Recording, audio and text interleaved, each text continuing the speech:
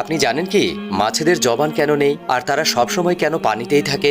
একদিন হযরত আলী রাদিয়াল্লাহু তাআলা আনহুর কাছে একজন আগন্তুক আসলেন আর জিজ্ঞেস করলেন, মাছ সবসময় পানিতেই কেন থাকে আর তার জবান কেন নেই? হযরত আলী রাদিয়াল্লাহু তাআলা আনহু বললেন, যখন ইবলিস শয়তান খবর পেল দুনিয়াতে হযরত আদম আলাইহিস সালাম এসেছেন, তখন দুনিয়ার যত মাখলুকাত আছে সবাইকে সে বিভ্রান্ত করতে লাগলো আর সর্বপ্রথম করেছে মাছকে। তাকে বলতে লাগলো, দুনিয়াতে ইনসান এসেছে যে তোমাদেরকে ধরে খেয়ে ফেলবে। প্রথমে মাছ জলে স্থলে দুই জায়গায় থাকতো, কিন্তু যখন ইবলিস শয়তানের কথা শুনলো তখন মাছ ভয় পেয়ে সাগরে চলে গেল আর সেখানে থাকা সাগরের যত মাখলুকাত আছে সবাইকে এই বিভ্রান্তকর কথা বলতে লাগলো।